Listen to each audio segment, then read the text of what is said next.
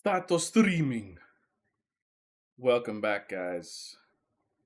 We're talking about Five Nights at Freddy's 2. Hmm. All right. Why Well, is welcome back. How are we doing? we're doing okay, Uh, although there is I don't know what's going on with chat here. Here, I'm sorry, I thought it was gonna show back up like once I started up here. What's wrong? all right. What's Well, wrong? I know. all right, Very ladies we're and very gentlemen. While he's unprofessional figuring that here. out, allow me to regale you with a soliloquy. But first, let me go on Wikipedia and find out what a soliloquy is. Hey, I And think it's working now. all right. Oh, saved by the bell. Saved by the Oh, bell. Oh wait, I can have you it got go wrong again if you guys do want to hear a soliloquy. no. No, we're good. Soliloquy A from soliloquy of colorful colloquialisms. Oh, thank God. The world has been spared of that. Thank you, Josiah. He is Josiah. My name is I Austin, and apologize. once again, we are the Super Super person others. Super person Cinema others. Super Bro. cinema others. All right, how you doing, Josiah? I'm doing pretty well.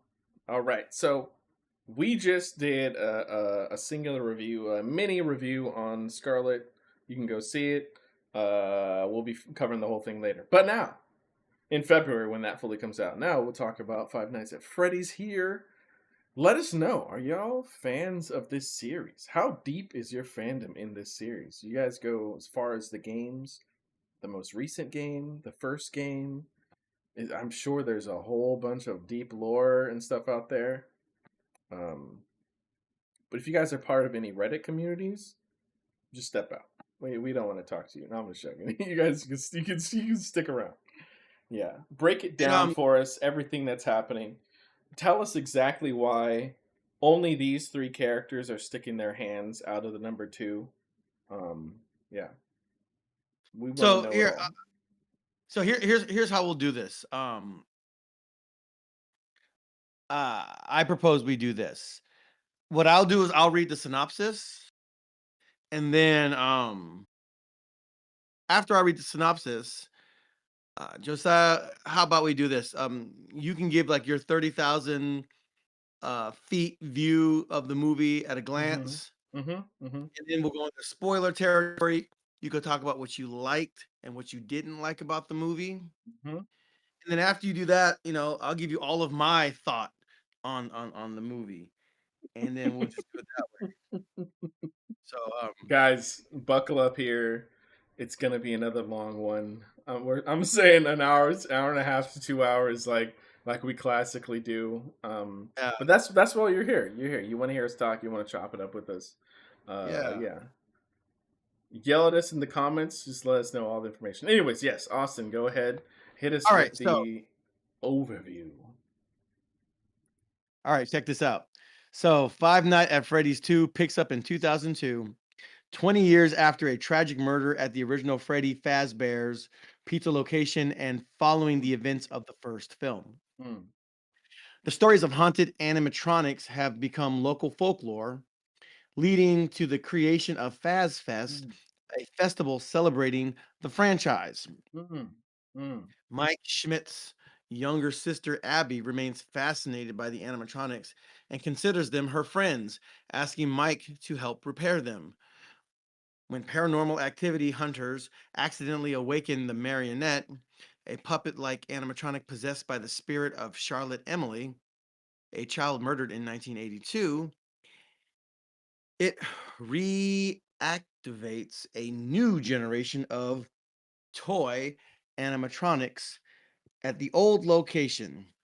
Meanwhile, Vanessa, daughter of the franchise's founder and serial killer William Afton, struggles with the psychological trauma of her father's crimes as Abby becomes increasingly entangled with the dangerous animatronics. The film explores themes of inherited trauma, the cyclical nature of violence, and the difficulty of protecting loved ones from hidden dangers. As the story unfolds across multiple Freddy Fazbear locations, it examines how past crimes continue to haunt the present and how children remain vulnerable to forces they don't fully understand. The narrative delves into questions of trust and family secrets, particularly as characters must decide whether to confront painful truths or maintain protective lies. Through the supernatural horror of possessed animatronics, the film Austin, what the, is so funny over there, man? I don't even get it. the film asks whether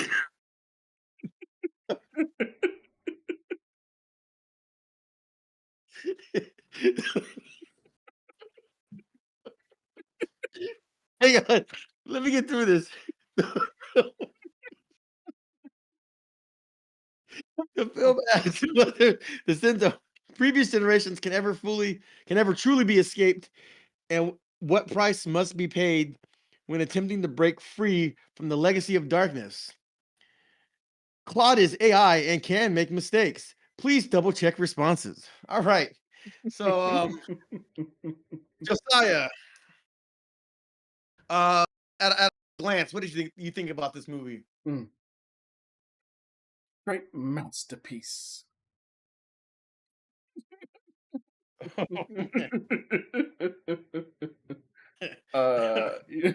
Yeah, yeah. So, okay. All right. Uh, honestly,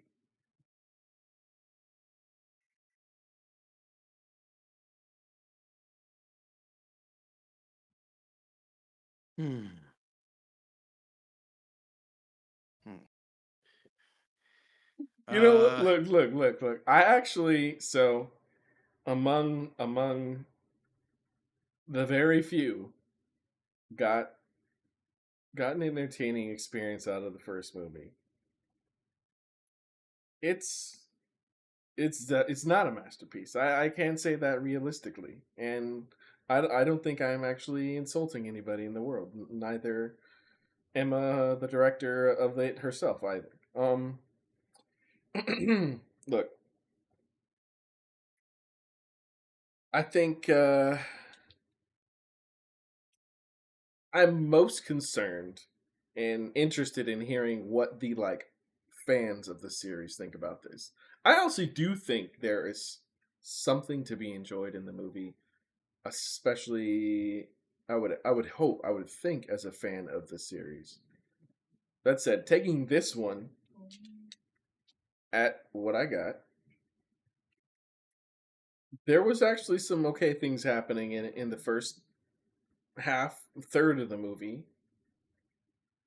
And then it went places, and then it did some things. Um, I actually, yeah, I'll talk more about it in the things that I did like, but I let's just say I didn't stick around to see if there was any in credit stuff or mid credit stuff. I did dip up out of there. However, I still came out feeling like if this is the first horror experience of somebody, probably the second because they'd seen the first movie, they probably will have some fun with it. That said, if you're someone that has access to any other horror movie, almost period, you should probably go watch that instead.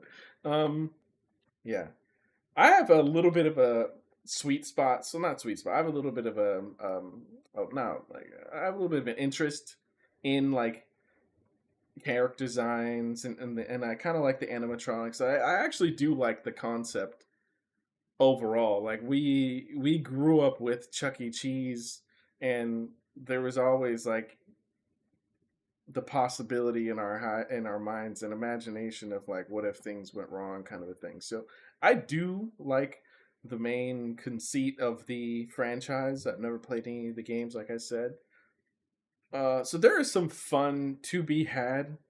I just like you gotta have the bar very low. And so I actually did have the bar very low.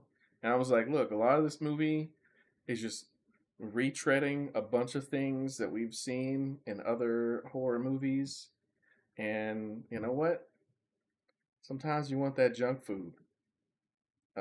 It's not great junk food. It's definitely not great junk food, but um, you might get out what you are expecting if you keep that bar very low.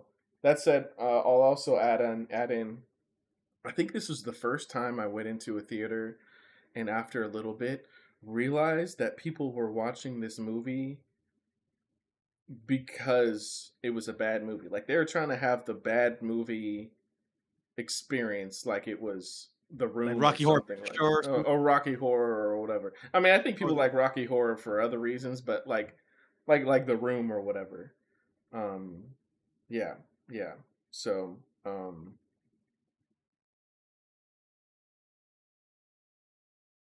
honestly, I'd rather just play the game. I probably would have my kid just play the game instead of this. That said, like, we all kind of have an interest in seeing things like in real life and live action. Like everyone, a lot of people come out of reading a book being like, oh, I wonder what this would look like in live action. We're all somewhat excited to see, oh, Spider Man's being made on the big screen for the first time. Like, what's that going to look like in live action?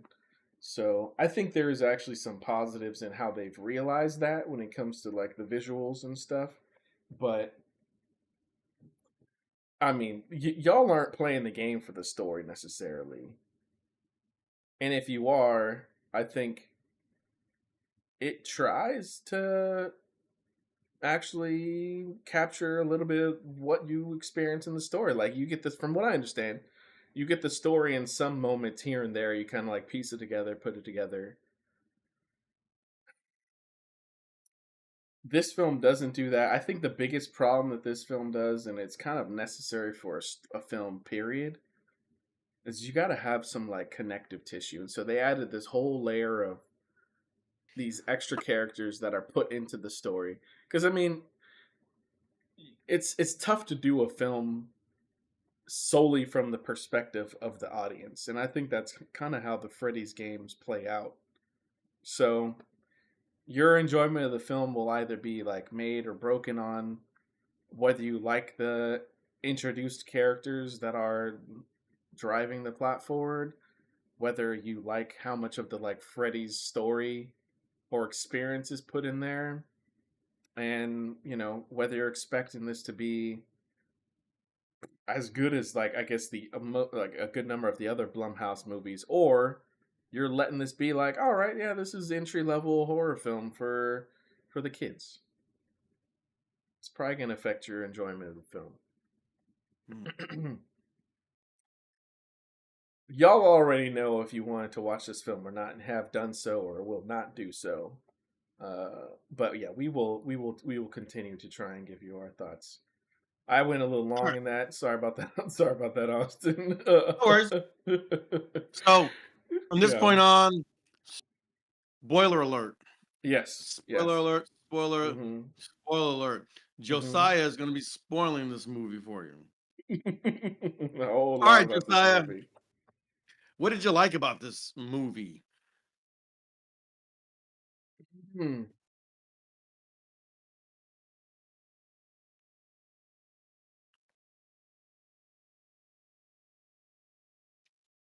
Let's see how much time we got. That's How the, isn't that the question? much time do we need to fill right now? I'm just Go, messing. go, go. Go ahead. Go ahead. Yeah. No. So there honestly are some things I do like about this movie. Um, like I said already, dude, I love the character designs of these animatronics. Even actually, maybe the best thing about this movie is like the sound design.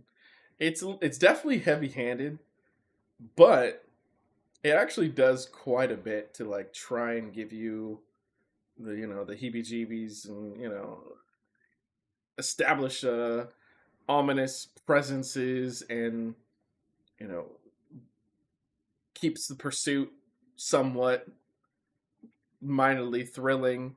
I, I guess the thing I'm thinking about primarily is these animatronics are like hundreds of pounds or something like that, and when they're moving around, they sound like they're hundreds of pounds. That's one of the things. Like, look, they weren't walking around sounding like it was just like 40 pounds. They, I think that's their primary source of a way to scare or build tension in this movie because these things move slow like 99% of the time, and they use editing and camera techniques and just ways to cut the movie to bring in the tension. But I think that's the big part of the game, right? Like, you have, from what I've seen, you have these creepy things moving about the building, not around you, and so you're playing the game based off of visual cues and stuff on the computer and what you're hearing and what you're seeing and stuff like that. So, which actually reminds me of maybe my favorite part of the movie. So, I did actually like, I think, what, 2/3 or so into the film, you have, what's his face? Mike, Josh Hutcherson's character. He is inside, what was it, the original. On the computer. Yeah, he's on the computer. No, I guess he's not. Yeah, he's Or- inside the original location on the computer, and he's trying to figure out a way to turn off the network, to disconnect the Wi-Fi that was created back in the '80s somehow. Um, and it plays out, from what I understand, very much like the game. You're on the computer, you're checking things, you're checking rooms, you're seeing what's going on, you're trying to do different tasks or whatever that the game wants you to do. This one is him trying to turn off the Wi-Fi, and all the while you have to like peek around and look at the doors, look at the different cameras and stuff on the computer. And I'm like, cool. Like, I don't remember them doing a segment like that in the first movie. It may have happened, but I don't personally remember it. The fact that they did it in this movie, and then they actually show like the animatronics like slowly moving towards them, and he closes a gate to stop Cupcake or whatever from getting, no, I don't think it's Cupcake, whatever it's called, stops one of them from coming through the vents towards him. And even the mask, I feel like it has to be in one of the games where you're able to use it for like a temporary immunity. So that felt like the most respectable or original concept respecting segment of the film. Um, there's some pacing oddities within it, like when they're actually chasing him and he runs to the computer and he's taken like a million years to to turn off the Wi-Fi. Like, yeah, they should have caught him at that point. But I think, yeah, the way it went down, where he uses the mask, but it works on most of them, but does it work on Foxy? And yeah, I thought that was cool. I was like, you know what? I think this is what the fans probably wanted from the first movie they didn't get. You finally get it in this movie. Um, let's see, what else did I like about the film? Uh, I thought the intro was fine enough. I thought it actually started off in a positive way. Like I was saying, the first third of the film, I was into it. I was like, okay, this girl's obviously from the first movie. What, Vanessa? She's obviously got some struggles, but it actually, yeah, it starts with what, Charlotte.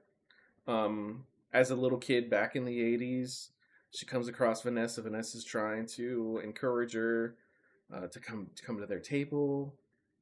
Charlotte just feels like there's no one that likes her and wants to, be there to help her out. They wind up having a nice interaction. I was like half on the fence, like, oh, is I didn't remember that this was Vanessa. I thought it was just like a random girl at first. I was like, are they gonna do the Carrie thing where they bring her over and then just like make fun of her? Or they didn't. They actually were trying to treat her nice, and then, yeah, like, very very bold of her finesse's father to steal that kid and kidnap that kid at midday. I mean, you know, you already know he was killing kids behind the scenes anyways if you watched the first film. But yeah, I did actually think it was cool how when she's stabbed and she's like passed out, she's on top of the trapdoor, and when she slides down into it, the marionette is actually like holding her. I think it was kind of cool imagery and cool moment that they created within that. There's some stuff connected to that that I'll probably cover in the things I don't like, but yeah, I think Abby herself, the little girl, Mike's sister, I wonder. I thought she was likable enough in the first movie. I think she continues to be somewhat likable in this movie too. I think for characters that are made up for the story that aren't present in the main game, you guys already have your feelings for what who they are, whether you like them or not. I was fine with them. I'm fine with them being there. The frustrations always come about when they have like poor dialogue or they make bad choices. But some of that stuff you're already kind of expecting from a horror movie anyways. So even when that was happening like in the first, half or third of the film, not particularly bothered. I think the first time I got really bothered, well, we're going to get to the negatives in a little bit. Let me just say like one more positive within the film. Hmm. Mm-mm-mm.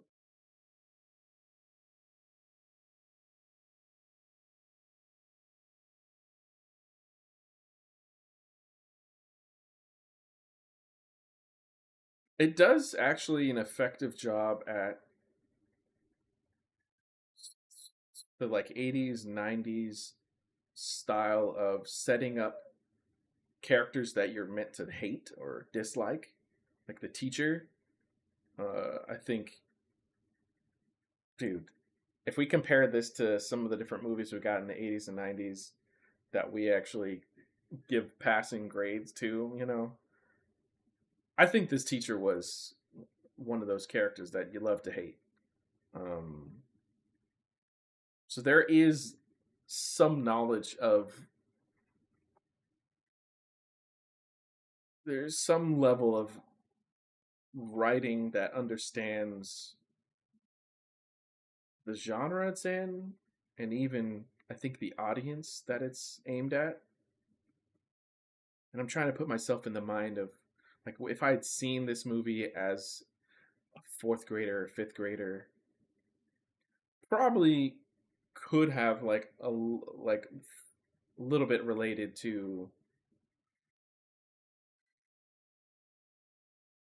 the kids. So yeah, I guess maybe I'll say it's probably, and it's hard for me to fully say. I don't want to like belittle myself as a child or whatever, but I think the movie, especially like the first half and how the characters are set up, probably passable for a kid of the appropriate age for this film, but not for the second half of the film. I don't think. I think even kids can recognize that the second half of this film is leaves a number of things to be wanting. So, anyways, Merrick Wolf, hello, What's welcome on up? in, welcome on in.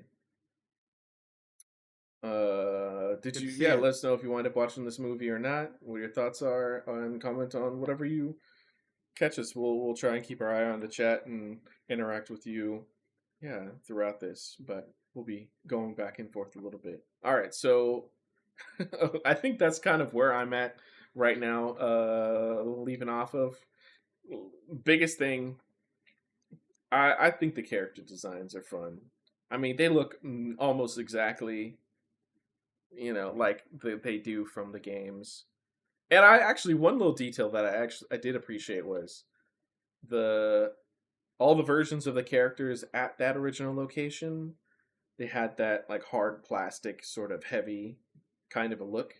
And then for the subsequent locations that were created after that, they went for the like plush, like more furry kind of appearance. And I could totally see that be a potential change that a business would make, going from an original to from going from the flagship to spinning out to more people, trying to make it more appropriate or more not accessible, appropriate, but it feels as if it's probably something that a corporation would think about, like, oh, how do we make these characters more likable or more appealing or potentially come across less terrifying or something. And they're like, all right, let's make them like plush bears, like let's make them more cuddly, let's make them not just like hard shell plastic characters. So yeah. All right, Austin. What did you dislike about this movie, Josiah? Oh, okay. Yeah, let's jump into that. uh Man, there's almost too much, especially for the second half of the film. Merrick, you Oh, says I'm I'm good. good. All right, awesome. Hmm. Good to hear. Yeah, we're very happy that you're doing well. Again, let us know what you thought about this film if you watched it, or any fun details. Or now that we're in the things that we dislike, you can even say, yeah, some things that you wish were potentially better in this film. Let's just Yeah. say So like as we were saying, top three things that you didn't like. We'll okay, just go there. okay, well, yeah, that's a good way to start it off. All right, so Shinobi, hey, what up? What up? Welcome back. I didn't watch it, but I plan to sometime since I saw the first one. All right. Yeah, Okay. we'll be curious to hear what your thoughts are once you do. All That's right, top. definitely a decision that you can make. That is the decision you can make, indeed. That Yeah. is that is that would Let, definitely fall under the category of a decision. Yeah. yeah. Let me put it this way. We once we realized that Austin could not watch Scarlet, and we're like, all right, we should get another movie to watch. We decided to watch Five Nights also. That said, I did tell him, like, I kind of wish I had remembered that a Wake Up Dead Man Knives Out movie was out on Netflix. Maybe one day we'll talk about it, but that may color they may be an illustration to you of what I thought about the movie overall. That's it. Top three things. One, giant cliffhanger. There's a big cliffhanger in this film. Maybe you knew it already. Maybe we're supposed to know it already. I went into the movie not expecting that at all, and so like the main villain, the main antagonist of the film, completely left to the cliffhanging sequel of this film. I it just it does it's yeah the way the film wraps up, incredibly unsatisfying. It's like you wind up getting the intro of the film with Charlotte, and you expect to get somewhere within her story. You barely do. You have a little bit of interaction between Vanessa and her. Um, you almost don't have any interaction between Abby and her. Like I feel like she pretty quickly just takes Abby over, and there was like so much more that could happen like between those two characters. Like if anyone's gonna relate to each other, it would be those three characters, right? Because Mike is not gonna relate to those characters in any way, shape, or form. But Abby and her connection and her love for the all all of the what are they called? They're not called marionettes. No, they're just called animatronics. Um, yeah, yeah. So you don't get it. So yeah, that's probably the second thing. One is the gigantic cliffhanger. The movie ends way earlier than it feels like it needs to, but then some people are probably feeling like the movie ends way later than it deserves to end. Putting that aside, the second thing is like within the writing. Yeah, there are a lot of things that you kind of have to let go to allow the movie to tell its story. So this is not one of those films where you're trying to hold on to in your mind like all the details of what's going to happen. Oh, Merrick, I'm glad you do like Five Nights at Freddy's. Are you talking about the movie, or just like the franchise overall? or the game. Yeah, or the game. Oh, and like I did say, I think the marionette as a antagonist could be very very interesting, and I think there's the design was cool. I wanted to know more of like how it happens and why it is the way it is. Um, like the first movie has the element of like the children are inside the marionettes, and that's kind of the animatronics, and that's like what gives them their life. This one adds on like another element where there's basically like a supernatural. Well, I guess it's kind of the same thing, right? Like Charlotte's somehow inside the marionette as well. Like the father must have like put her inside the marionette too. Um, but yeah, and I was getting to like yeah, it leaves a lot of connection, a lot of questions.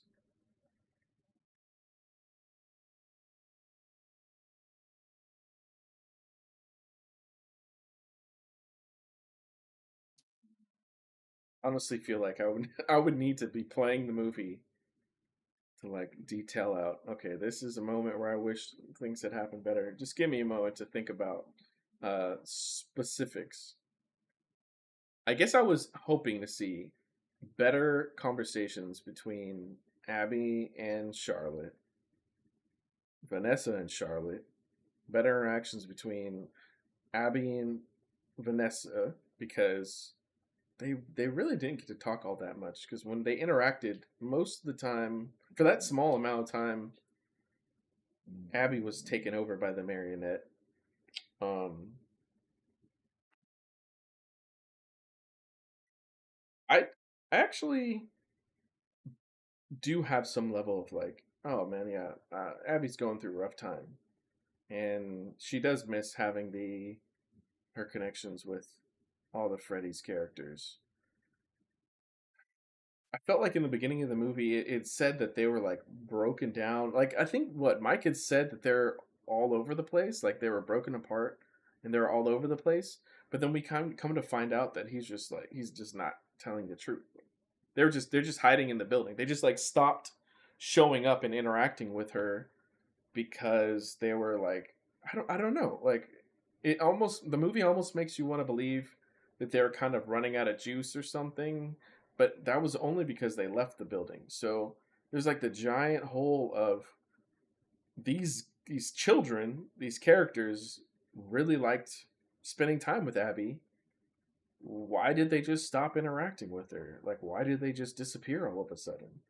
Um and so then when Mike goes there and he's like yelling out to them to like for their help, I was almost like, why is he doing this? Like I thought they had like something happened in between the films where they were broken apart, they were disassembled or something. But anyways, yeah. So there are a lot of connections, there are a lot of questions. There are quite a few interactions and conversations that don't wind up happening in this film that I think they're saving for the next film. And I guess what the third thing I'll say is,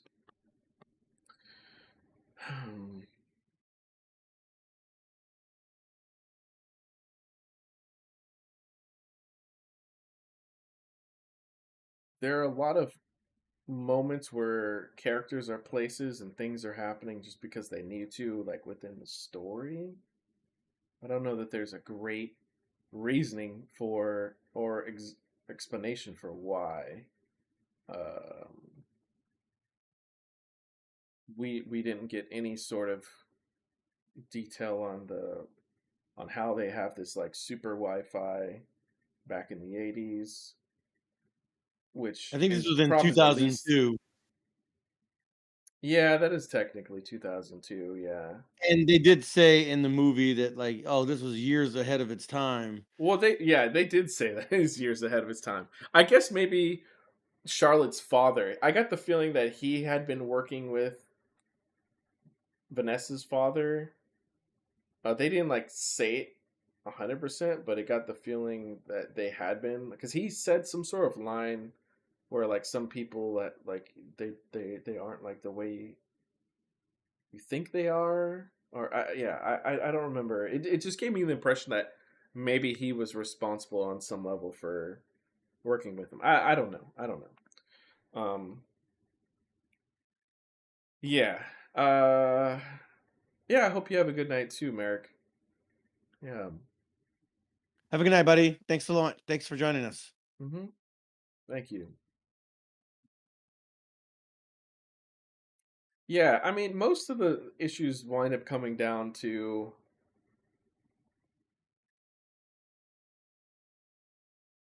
I think it's just it's not made. It's a movie that's very much not made for anyone outside of its target demographic. Okay. I think that's just the way I'm going to simplify it down. Like its target demographic. Think of the people that well, and even the sadly, even the people that maybe fall within the target demographic may not like it because it's too far away from the games as well. But that's I mean that's true of like so many things that are adapted, and maybe you're just coming across this like for something you like for the first time, but that's going to constantly be the story in years to come. When books are adapted, games are adapted, you know, poems are adapted, video games are adapted. Yeah, you just got to be prepared. Like the adaptation is going to have some things you'll like about it. It's potentially going to have a lot of things you don't like about it. So um, just allow yourself to love the original and be optimistic about some of the things that might come out of the adaptation. But yeah, yeah, man. I may add on some more potentially after you say some stuff, but I don't know if it will be necessary at that point. So yeah, all in all, could have it actually started off a little bit promising in the first like third of the film, and maybe it's for the reasons of wanting to get a third movie out of here that it's kind of like shot this movie in the foot. But yeah, anyways, go ahead, man. What are your thoughts on this film? I think I can sum up my thoughts in 5 words. Hmm. Bro, I hated this movie. I hated this movie. I Everything thought that about was it a was distinct possibility while I was sitting there watching. I was like, Austin may not have a good time watching this I film. was I was genuinely miserable. Like I was like, this is awful. I hate everything about this. This is so stupid. Uh-huh. Everybody's a moron and like nobody's doing anything that would be in the like in the interest of like self-preservation. Hmm. It does everything I don't like. I don't know if it does everything, but it does so many things that I don't like about movies. Hmm. The kid is the voice of reason. The kid is smarter than the adult. These kids are morons. Hmm. There's The I mean, adults aren't understanding each other in any way, shape, or form. oh They're gosh, it's they're so actively shutting each other up and randomly telling each other, "You need to trust me. I know you don't trust me." It's like, where? Wait a listen, second. When did we not trust you? Anyways.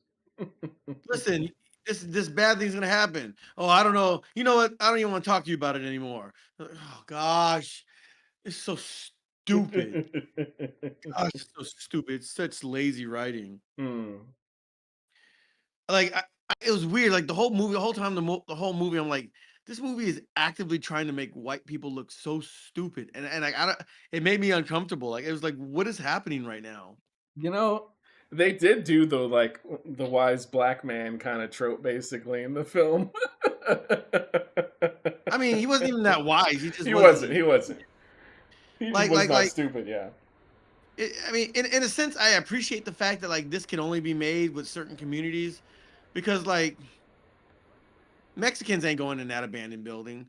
Black folks definitely aren't going in that abandoned building. I don't know if any Asians are going to like. I don't know. I don't know anybody that like that's not from middle. Like I don't know. I can't think of another. community in this country that was just like, let's go into an abandoned, Yeah, Chuck E. thanks for Cheese. coming on by, Merrick. Yeah, thanks for saying hi too. Yeah. Like I so in fairness, like I don't think any other community is just gonna like, all right, let's go into this abandoned kids restaurant. Let's go into abandoned Chuck E. Cheese. But it's just like again, I'm not, is there like an agenda to like just make middle America look like morons? I don't know. It was weird. It was just a weird feeling like I wasn't wanting to have.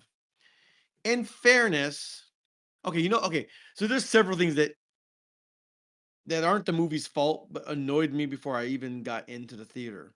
Okay. All right, so number one, I do the AMC A-list stubs pass, Yeah. and the app is still on the fritz. I think I got to email customer service or technical support so they can fix my app so I can log in. So I'm Mhm. already annoyed about that. I go talk to the service desk, and I have to wait in line, and this guy and his daughter, and the lady's trying to scan the thing, then she has to type every single number. I'm like, oh dear God, I'm already late for this movie, right? Yeah. But as long as there's like 30 minutes of trailers, I should be okay. We'll get back to that in a second. So then I Mhm. finally get my ticket, and then I gotta wait behind this big group, and it's the same thing. They're trying to scan the thing. I'm like, oh my goodness. So then, the guy ends up going to the same help desk that I was just at, and I realized, oh, that he's trying to get tickets for this whole group. I already had my tickets, so I just showed the lady, and I just walked in. So I walk in, and then the movie had already just started. I'm like, oh, so I'm already like wanting to like scream and yell, and I just got there. Right? Yeah. It's this comedy errors is anything but funny, and so I'm already in a bad mood. I'm like, all right, well, maybe whatever. Honestly, I just watched it. I was bored. All the jump scares were so obvious. Everything was. This is like my first. Like this is like my first horror movie. You know what I mean? Like starter kit. Mm. And even by that standard, it wasn't good. It wasn't scary. The only time I kind of like jumped just a tiny bit was when the girl was hiding behind the door. Otherwise, everything was pretty. You talking about Abby in the daylight Yeah, in the sugar? I was kind of half paying attention. I was on my phone a little bit. Mhm. I I did not. I was so checked out on this So movie. is this a second screen movie? Second, what? A Screen? second screen movie, like I was telling you about Netflix. It's designed to be watched while you're on a second screen. Oh, yeah, yeah, yeah, yeah. Probably. I don't know. All I know is like I'm watching the movie and I can't wait for this to be over because I already hate it. The opening scene was fine. Like she dies and kind of gives the backstory. Um, I didn't think any of the acting was particularly good. Any of the actors were particularly like giving great performances. I couldn't even tell you what the music sounded like. Who cares? Um, yeah, everything just depended on like this kid being a moron. Oh wow, the toy's glowing. Maybe I should take that home with me.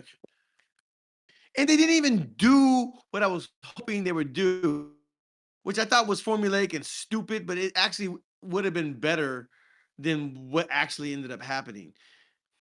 Okay, so first of all, yeah, the teacher, I hate the teacher who was Nedry from Jurassic Park. He got the Gallimimus spit the toxic ooze in his eyes. Mhm. One of the best scenes in that movie. It was one of the craziest scenes. Mhm. And he was also on Seinfeld. He's been in a bunch of stuff, right? Yeah. Mhm. He's a great actor. He played like the most one-dimensional character. Robotics isn't for everybody. Like we got to win the third. Like, oh God, I'm Third already year in a checked. row. Yep, you I'm can't already break that I'm already streak. at this point. I'm completely checked out.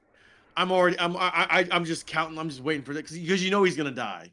Mhm. He's gonna die, and that's okay. So two things. He's gonna die.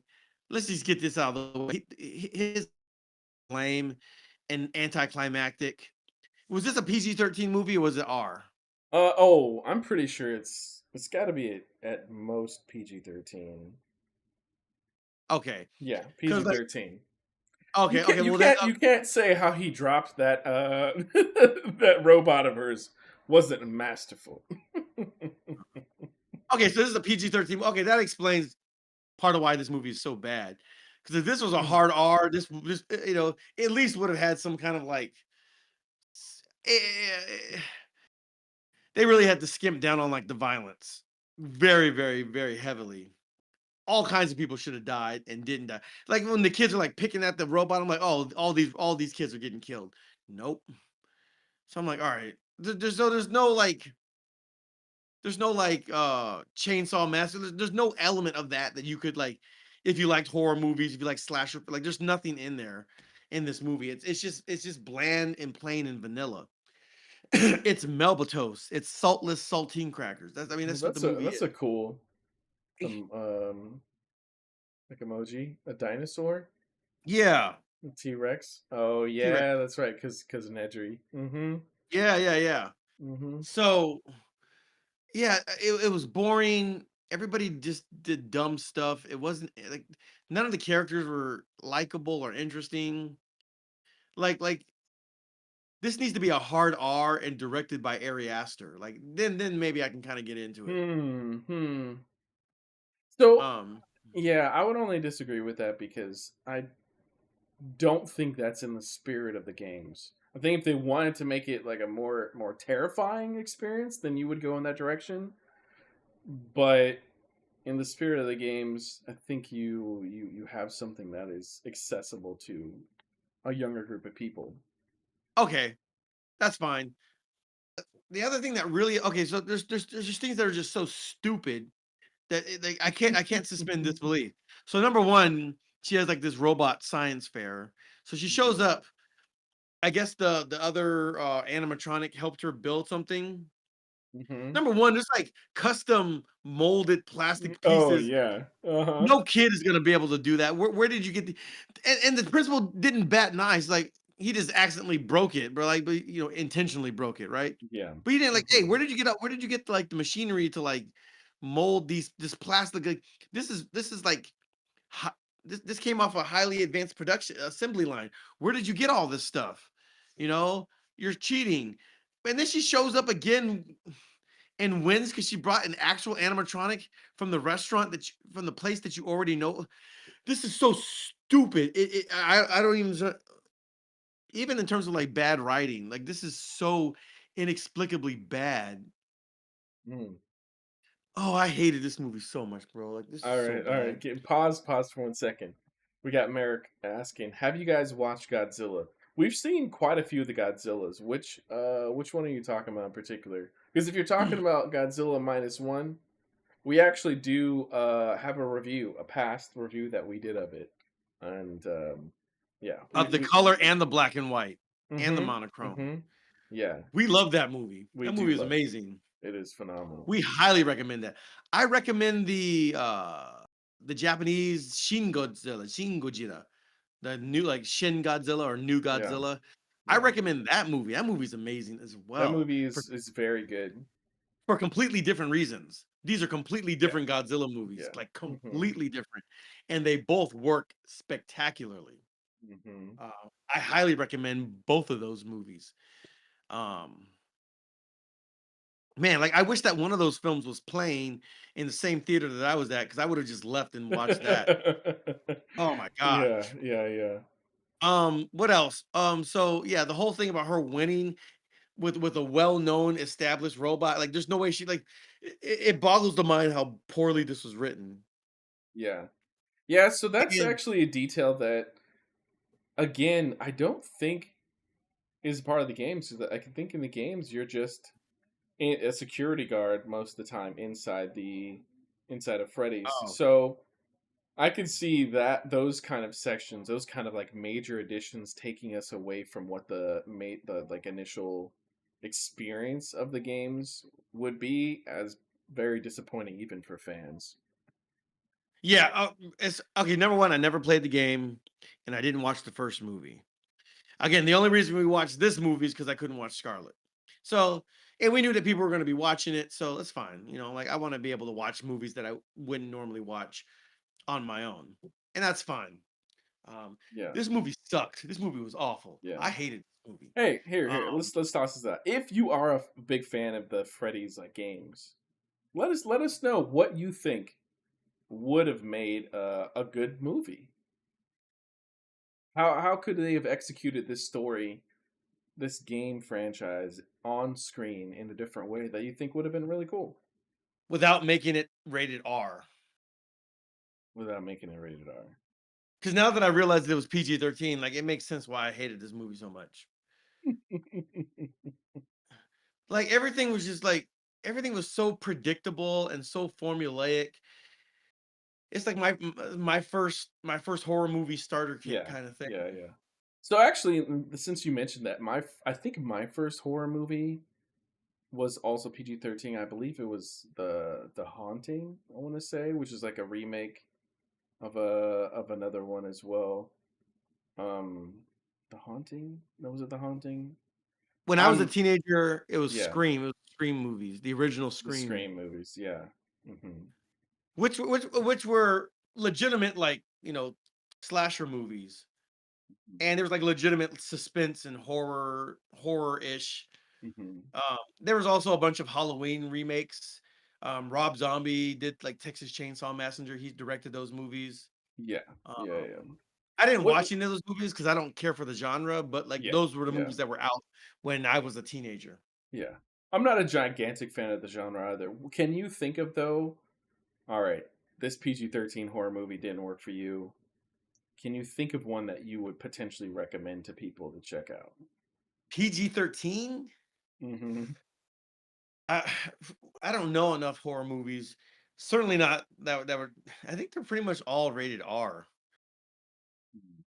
I can't think of a PG-13 unless one of the Scream movies were PG-13. But no, I don't think they were PG. I think they were R.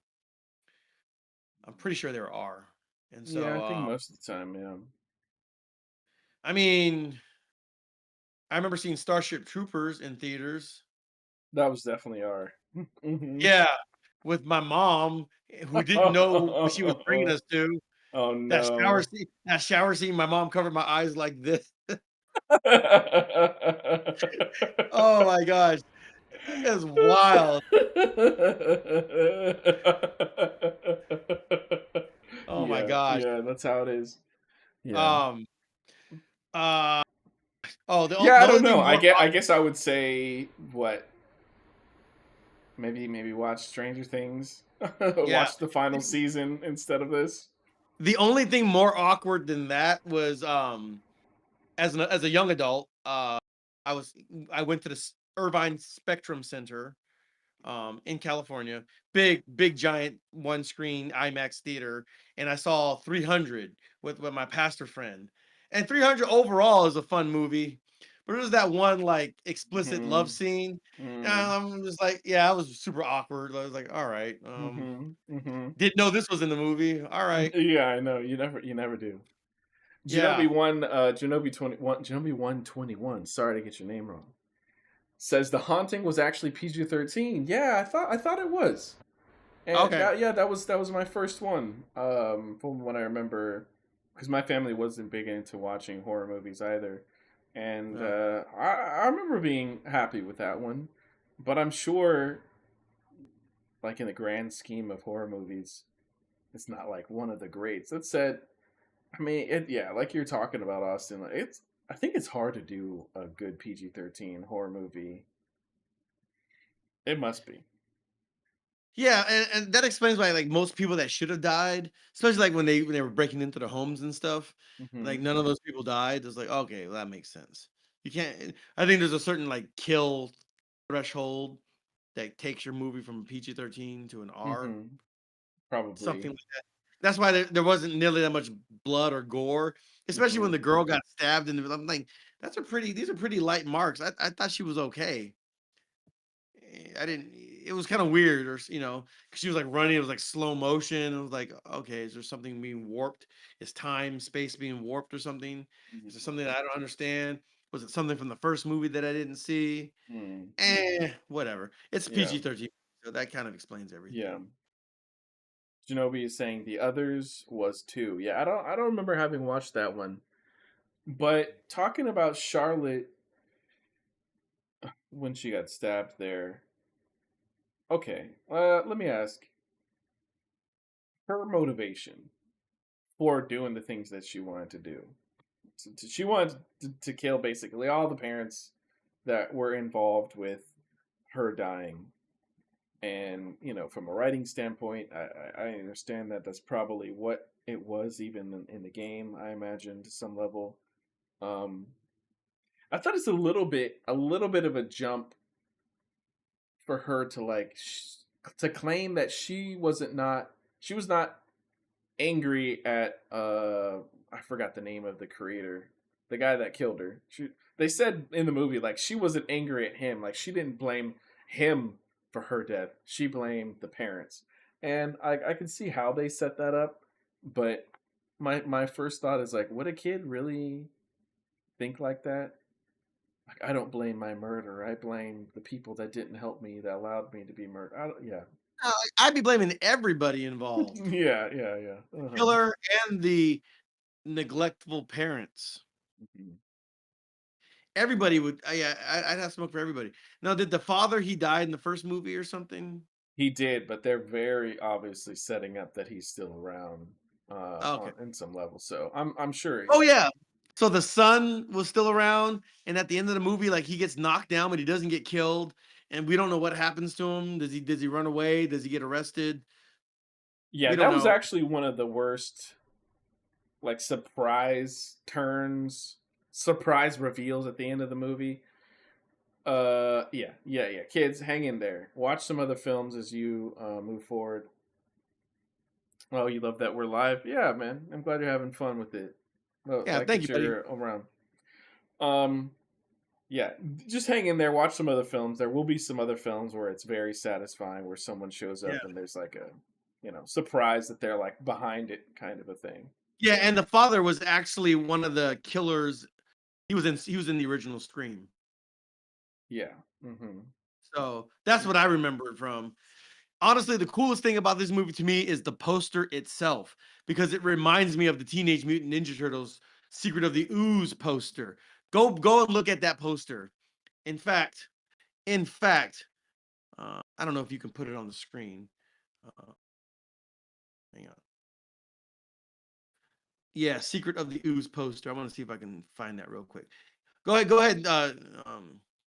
Keep going, Josiah. I'll be right. Oh, you can look for it. Yeah. So, um, now with Vanessa, they did have this story. Her storyline throughout this film was wrestling with her dad and not wanting to be who her dad was trying to make her into. Um, I think there's some relatability there for people like living in the shadows of their parents, and whether they are a result of who their parents are, and not wanting to continue on their legacy, especially if they have some particularly negative things that they've passed they lived out, like her father being this serial killer. I never I never really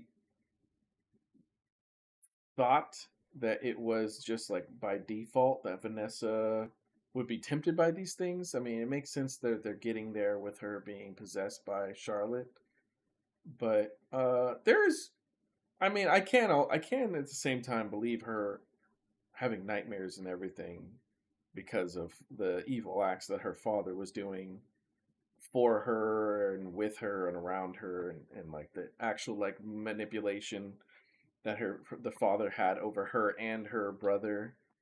So there is like a level of believability about them having those struggles. Um, but I didn't think that it was set up particularly well. That she was like on some level afraid that maybe she was going to be following in his footsteps. But like yeah, like I had said earlier, there are a number of questions that come about that you kind of just have to let go.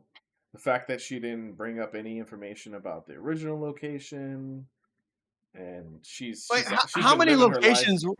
Like how many wasn't it just the one location the whole time, or they're like multiple? Like that wasn't super clear. I was like, because they just kept going back to the same place. This So place clearly is accessible by bike. Like, yeah, so there was the location in the original movie, and this was like the original location. So they've definitely grown. I don't remember. I'd have to go back to the first movie to find out.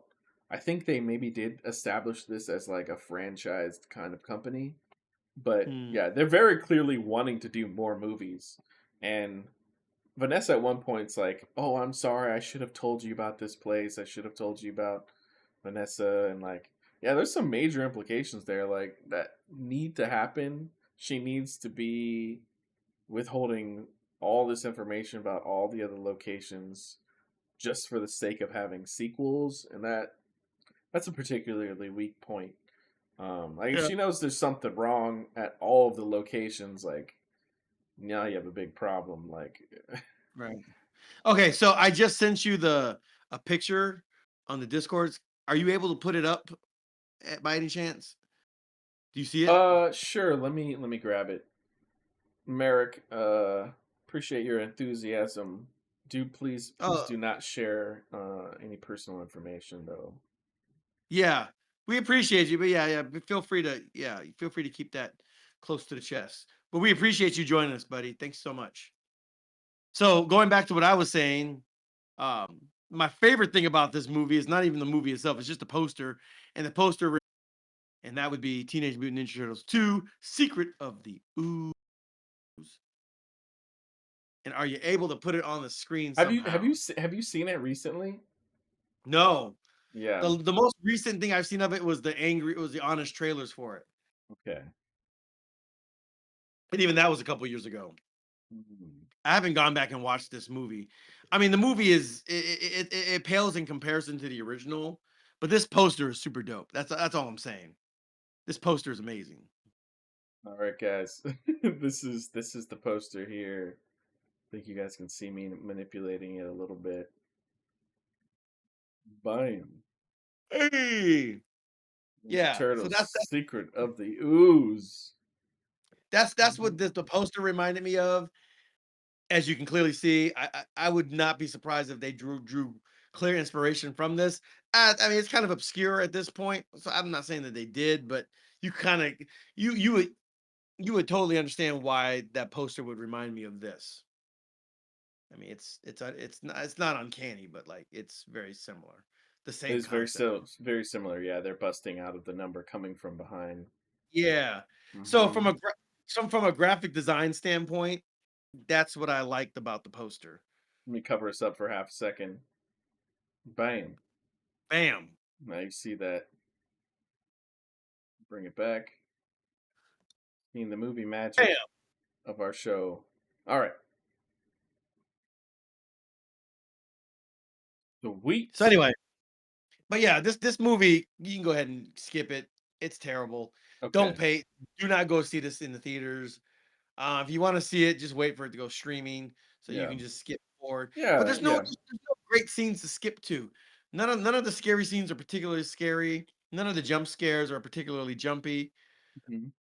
I would I say I honestly think yeah. Skip to the depending on what you like about the characters themselves. If you wind up liking particular animatronics, maybe skip to those scenes. That said, I do still think that the scene where Mike is interacting with the computer is worth checking out if you're a fan of the games.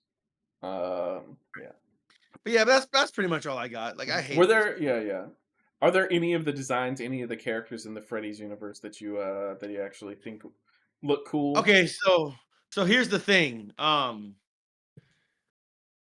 Okay, hang on. I'll explain it to you as I'm trying to see if I can find uh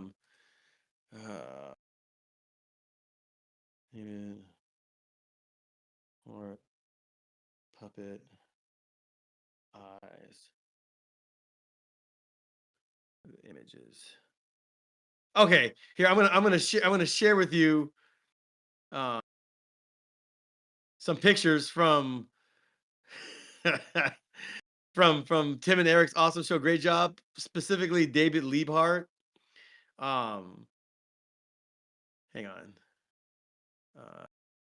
Here, I'm gonna show you what I'm talking about, and you'll understand it in just a second. Uh, and you can put these on the screen too if you want. Before, uh, and you'll understand what I'm talking about as soon as I show this to you. Okay. Um, uh, okay. So give me 1 second. Get back on there. All right. All right.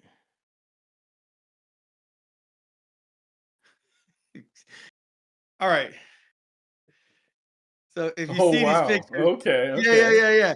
See, if they if this is what I was hoping for the whole time I'm watching the animatronics, and if they had showed me something like this, my whole view of the movie would have completely changed.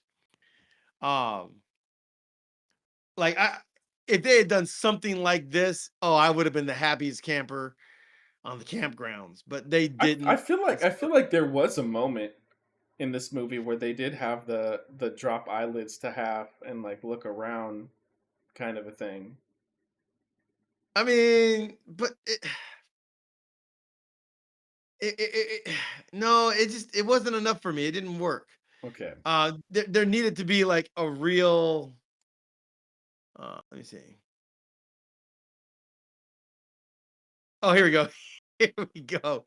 Hang on. Copy embed. Copy link. All right, Austin, turn to the side. Turn to your left. Hang on. There we go. That's what he was looking for. Hmm. Yeah. Hang on. Can I let's see. Can I do this? Hang on. This GIF, say GIF, HD GIF. Uh, copy link. Okay. Let's see if I can put this. See if you can put this on. You'll this is what I'm talking about. If- This is I don't know if you can put that on the screen. But yeah, it's All right, basically like the Tim and I put something similar. Yeah. yeah. But you like there's a whole Tim and Eric aesthetic that I was hoping to see that would have redeemed this movie in ways Hmm. that I can't fully describe or articulate. And because it wasn't there, I was just like, eh. Yeah, I mean, Jim Henson's creature workshop, they worked on it. That's cool. There's a video, double toasted. Those guys were talking about it because someone was trying to like, oh, but Jim Henson, his workshop did the animatronics. I'm like, okay, whatever. That's I mean, it's cool. The animatronics themselves look fine. They don't look like like they don't look impressive like there's something amazing. They just look like they're faithful recreations of whatever was in the game. So it's what I expected it to look like, if that Hmm. makes sense. Hmm. Are you In able this to get this? in this day and age, yeah. Yeah. Are you able to put that on the screen? The GIF? The GIF itself. Okay, let me see. I want the world to see this just so you understand what I was hoping for. The kind of like the kind of thing that I was hoping for that would have taken this movie to the next level. I'm not sure if you're able to put it on there with the animated. So let me Yeah, yeah, I'm trying to but see how I even save this.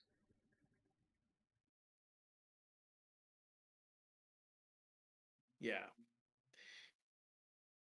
If you can't put it up there, just YouTube, just search on YouTube David Liebhart puppet shows and you'll see or David Liebhart puppets, Tim and Eric, and you'll So find like let me ask though, like how yeah, I guess yeah, our channel is set for um yeah, covering something like this. yeah. So I mean, I'm just saying, like, if you wanted to just get the idea of what I was hoping to see from these animatronic animals, that would have made this. It would have made this movie way weirder, but I would have totally enjoyed it because this movie was so bland and vanilla that it did nothing for me. I was just Yeah. miserable the whole time. Mm. Yeah. Yeah, I don't think I have a way to show that, No, but don't worry about it. It's yeah, fine. that's all right. All right, But you know what you you see what I'm saying. I've seen. Yeah, I actually no, I put it on screen. One of the other images, not the moving one though. Mm. All right, all right. Well, So that's my review. all right. The thing is, though, it's not like a giant surprise. I will say this: the Sonic movies are actually very pleasant surprises to the fans of the franchise overall. I know it doesn't please everybody, every single last person, but they actually turned out better than they felt like they ought to. This one, there is some stuff I think for fans, way more so for those that are of the target demographic, of the target age. Let us know if you wind up liking it, if you are the target demographic.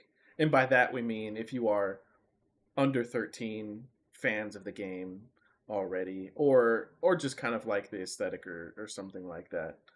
I think it's like what Austin was saying, entryway, your entry experience in the genre of horror.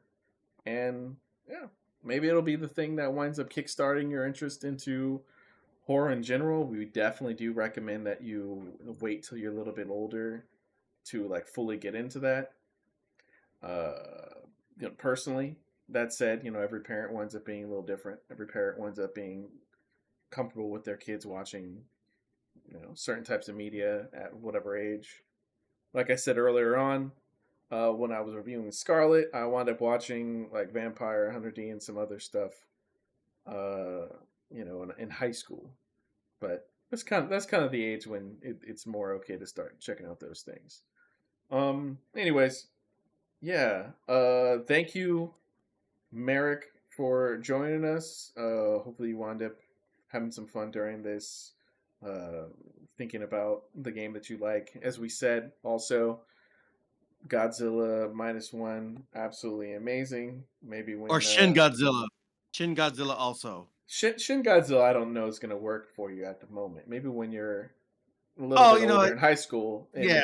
may. Even Godzilla minus one to some degree may not work for you as well. But Yeah, like Shin Godzilla has it's all like political intrigue and like yeah, very like military politicians colluding, talking, scheming. It's a lot of that.